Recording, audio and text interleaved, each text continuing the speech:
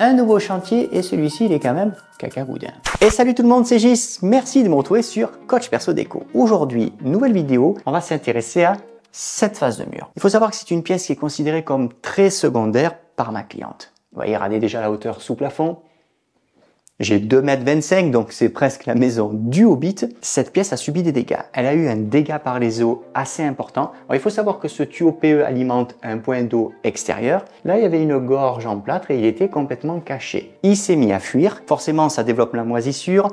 Ici, le plâtre, il se met un petit peu à boursoufler parce que là, on le comprend, on est sur directement les parpaings. Je vais éliminer ici tout le décor puisqu'on est sur ce qu'on appelle un plâtre brossé, on peut le voir, vous voyez là, ça c'est des coups, voilà, c'est vraiment des coups de brosse. Pour enlever de l'enduit ou plus largement du plâtre sur un mur banché ou comme ici finalement, un mur qui est composé de parpaings, il y a deux méthodes. Décapage, donc remise à nu manuelle avec ici un riflard courbé, 80 mm de largeur, ça c'est un de chez l'outil parfait, il est très bien parce qu'il est épais, 1,5 mm, donc vous pouvez forcer et rentrer, ou avec une décrépisseuse qu'on appelle plus communément un rabot à béton. On fera la deuxième méthode, mais je vais vous montrer la première méthode parce que vous c'est toujours pareil, autant ça se passe pas trop mal et il n'y a pas besoin de louer la machine parce qu'on va pas acheter une machine juste pour raboter une face de mur.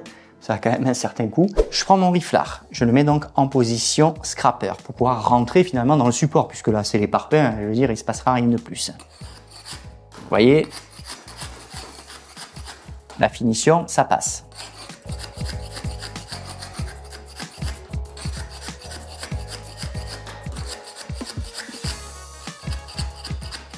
Et vous voyez, c'est déjà un petit peu plus délicat. J'y arrive, mais c'est plus long. Le riflard courbé, c'est sûr, on va en avoir besoin pour faire les petites finitions. Je vais équiper la machine, ça va quand même aller plus vite. Et vous, clairement, si vous êtes dans le même cas de figure, donc c'est-à-dire soit un enduit qui n'a pas d'adhérence, alors ça peut être plusieurs couches d'enduit même, que ce soit sur un mur parpaing ou un mur banché. Si ça va, vous grattez tout à la main. Dès que ça pinaille, qu'il faut, je sais pas moi, je dis une connerie, un quart d'heure pour faire un demi-mètre carré, vous laissez tomber, vous louez la décrépisseuse, je vais vous le montrer. On va équiper sur l'aspirateur et vous allez voir, pour le coup, c'est pas une grande fignoleuse, mais on va quand même casser des mètres carrés. J'ai avec moi ma propre décrépisseuse que j'ai achetée il y a fort longtemps, mais qui convient très bien. Seul petit paramètre, et c'est un peu trompeur, ça, c'est la cloche de protection et simplement le diamètre ici où on procède au décapage, il ne fait que 80 mm. 80 mm, c'est petit. Sachez qu'à la location, on trouve plutôt les 125 et les 150. Ici, on a des molettes carbure de tungstène. Là, on est fait pour enlever des matériaux qui sont quand même tendres. Sinon, c'est pas ce type de molette. Et l'avantage, vous voyez, quand je dévisse ici, je vais pouvoir régler. Là, elles sont protégées, donc c'est-à-dire que si je passe sur le support, je fais pas de dégâts. Par contre, voilà, quand je le tourne à fond, là, elle sort et ça commence bien à bien raboter. C'est exactement le même principe qu'un rabot. Je la plaque et je vais faire directement bande après bande. Si on attaque trop fort, elle met un temps fou, elle broute, elle fait tout ce que vous voulez. Et puis si l'aspirateur n'est pas assez puissant, c'est vite l'enfer dans la pièce. Je vais pas sortir les dents à fond. Vaut mieux faire plusieurs passages que de s'emmerder à rester au même endroit en disant je veux revenir de suite au parpaing, c'est compliqué. La machine est équipée d'un variateur puisque c'est le même principe finalement, c'est monté sur le corps d'une meuleuse. Donc là on tourne à fond, on pinaille pas.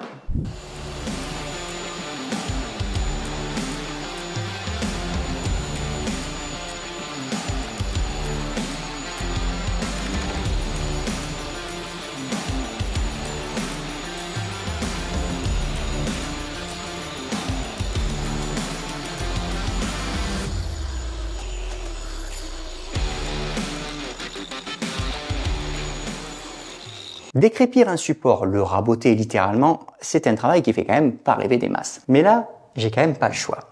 Le dégât des eaux, il faut savoir, vous voyez, on a encore des impacts de moisissure et en fait, ça a coulé un petit peu partout. Comme je vous l'ai dit, il y avait une gorge. En fait, cette gorge de plâtre, elle s'est remplie d'eau.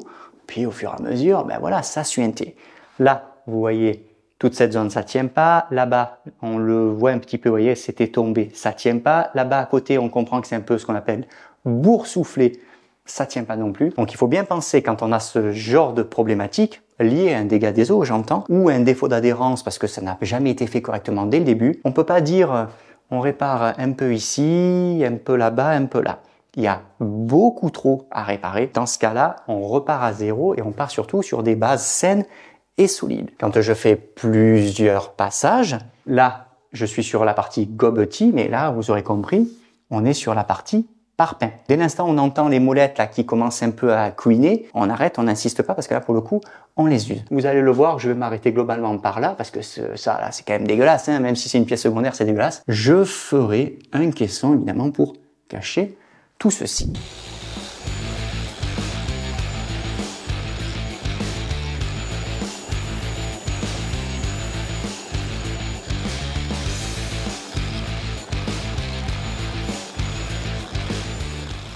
Ce qui est important quand on utilise une décrépisseuse ou un rabot à béton, peu importe on va dire le diamètre, après c'est une affaire de poids qui va jouer, il faut surtout pas décoller la machine. Vous avez vu, quand je travaille, je fais vraiment des lignes, un petit peu finalement comme si j'avais un rabot pour le bois, parce que dès l'instant où malheureusement vous allez décoller, et d'une vous perdez du temps, et de deux la poussière elle part partout. Plus les molettes sont sorties, plus ça creuse, mais le problème c'est qu'après, quand vous commencez à attaquer, vous faites entre guillemets une marche, mais la marche, quand vous allez venir, vous allez taper pour pouvoir grimper, qu'est-ce que vous allez faire?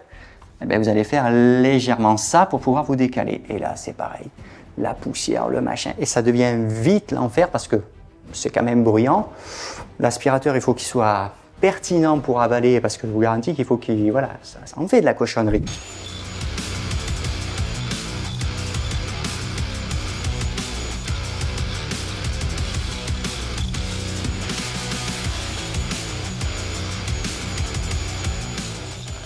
J'ai raboté un tout petit peu plus de la moitié. Vous voyez, regardez où j'en suis. Pour éviter de vous fatiguer le moins possible avec la machine. Parce que ça fait un certain poids. Mais il faut savoir que voilà, les machines à location, comme je vous ai expliqué, c'est quand même des plateaux qui sont généralement plus grands. Il faut vraiment partir de haut vers le bas. Et comme ça, on profite finalement du poids de la machine pour pouvoir partir. Et puis, entre guillemets, se laisser descendre, bien laisser le temps à la machine de creuser, puisque c'est vraiment elle qui rabote. C'est exactement le même principe que si on rabotait du bois. On n'y appuie pas de tout son poids pour dire que ça va rentrer encore plus. C'est vraiment, voilà, de faire, entre guillemets, des travées, et au fur et à mesure, travée par travée, vous allez pouvoir tout enlever.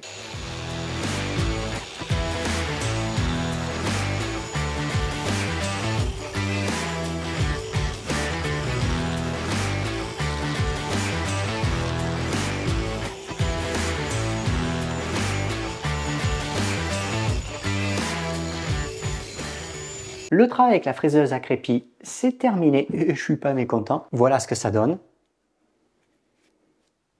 Alors bien sûr, elle ne sait pas aller dans les angles et on va dire plus largement, dès l'instant où c'est un petit peu chargé, où il y a des gorges comme ici, voilà, ça va mal dessus.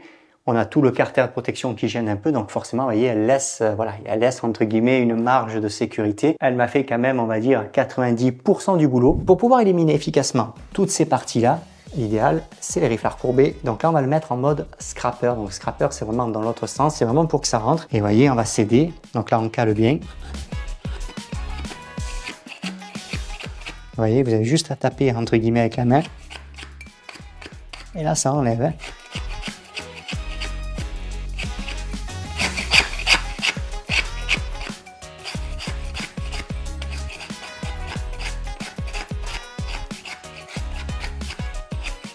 Là, c'est pareil, au-dessus de la plainte.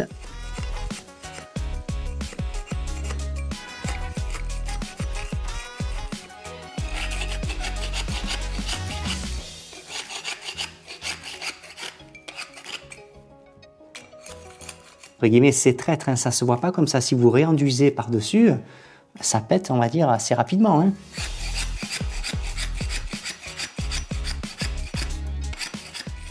La gratouille, c'est désormais terminé. Voilà ce que ça donne. Alors, le premier truc qu'on se dit, là, c'est allez hop, bim bam boum, on prépare l'enduit et on va commencer à enduire. Alors, on n'en est pas encore à ce stade, mais on a toutes les alvéoles du parpaing qui sont finalement pleines de plâtre. Or, le plâtre, par définition, c'est très très poreux. Et là, on a quand même ce qu'on appelle une adhérence précaire. Pour éviter d'avoir des problématiques, on va d'abord commencer par surfacer, poncer le support, parce que vous voyez par exemple là, on a quand même pas mal encore ici de couches d'enduit. Alors je vous rappelle qu'ici il y aura un caisson. Hein. J'ai avec moi la ponceuse excentrique diamètre 150, équipée d'un abrasif grain 80, et on va venir surfacer vraiment, voilà, pour enlever, voilà, vous voyez, pour enlever toutes ces surépaisseurs. Là on voit bien qu'il y en a. Alors par exemple, si je prends voilà un exemple comme ici, Ici, là, ça serait propre, hein, parce que des fois, en grattant ou même en passant la machine, c'est bienvenu. Mais vous voyez, là, tout ça, c'est pas bon. Voilà, tout ça, c'est pas bon, c'est de la surépaisseur.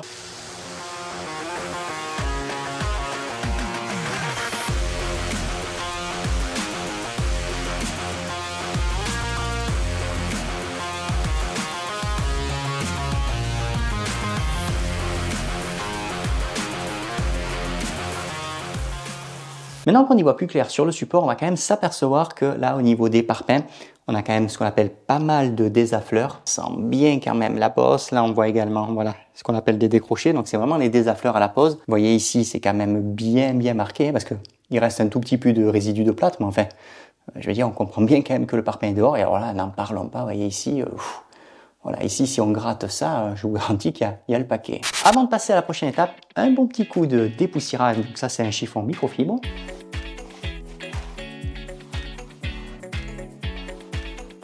On dirait pas, hein, pourtant une ponceuse sous aspiration, mais le plâtre, ça colmate quand même.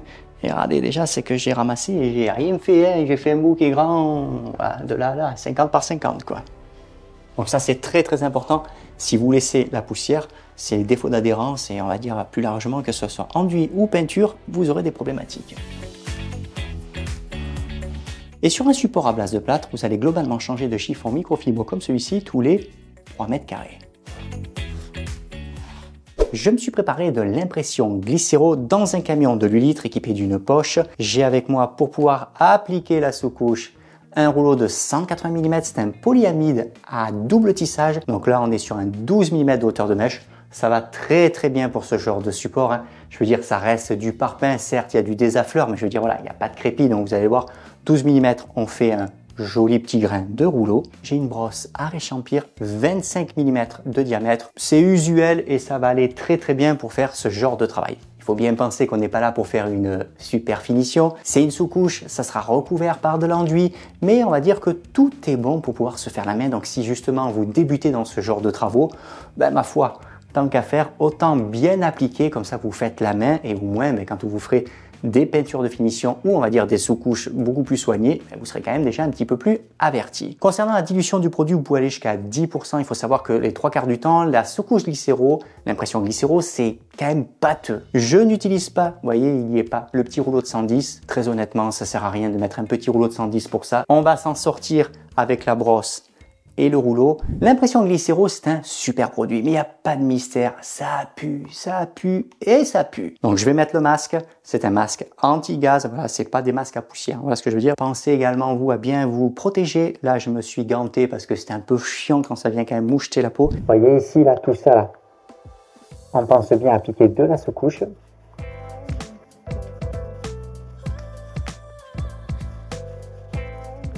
Vous voyez, je fais le tour du périmètre d'abord avant de passer avec le gros rouleau. Il faut savoir qu'avec l'impression glycéro, vous avez quand même un temps de travail et un temps d'alloge qui est beaucoup plus grand. On charge correctement les fibres de son rouleau. On ne commence pas d'en haut, sinon c'est le pâté. Vous voyez, on se décale un petit peu. Là, c'est parti.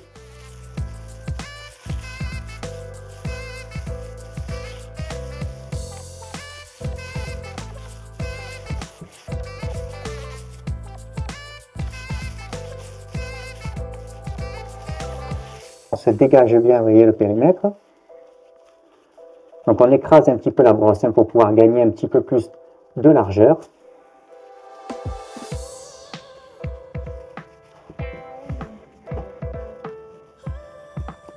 Vous voyez, il faut que la sous-couche soit quand même assez fluide. Il faut que ça pénètre et il faut que ça glisse parce que ça, par définition, c'est quand même poreux.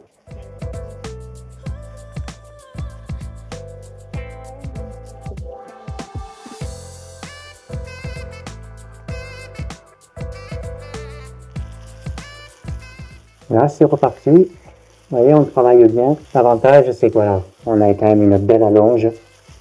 On a le temps de travailler parce que justement, c'est de la glycéro.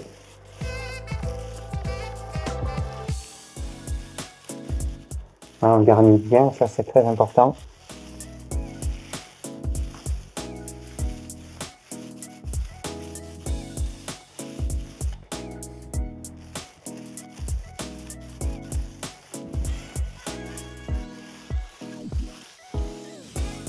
On fait des travées les plus droites possibles.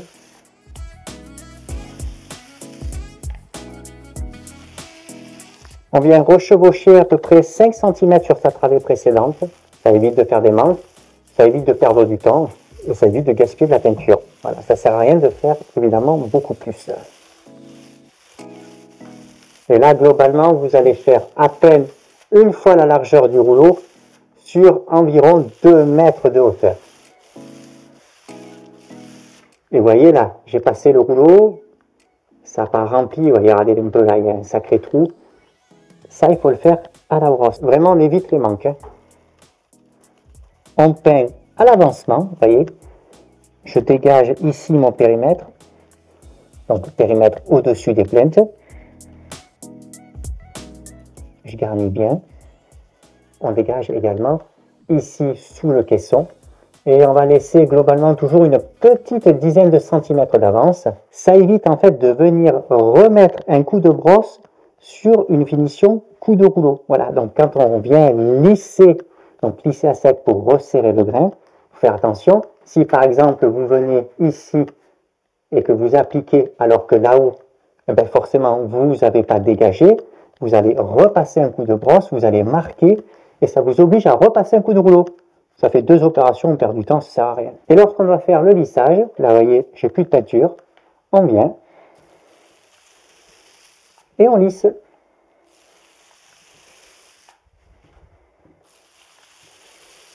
Jusqu'à 3 mm de structure, vous utiliserez un rouleau de 12 mm de hauteur de mèche. De 3 à 5 mm, vous passerez en 14 mm. Et de 5 à globalement 10 mm, vous serez en 18 mm de hauteur de mèche.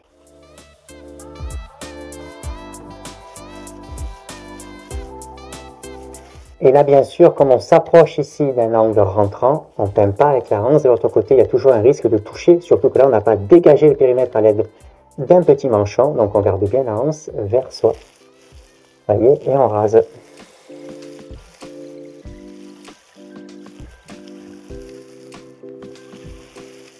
La sous-couche est sèche. Voilà ce que ça donne. Notre tuto est désormais terminé. Dans une prochaine vidéo, vous le verrez, je vais faire une grosse correction de planéité parce que vous l'avez bien compris, on n'est quand même pas propre, il y a beaucoup de désaffleurs, ça ne peut pas rester comme ça. Et comme ça va être repris à l'enduit, il faut quand même que ça soit le plus propre possible. Je vous fais le petit coucou et je vous dis à bientôt.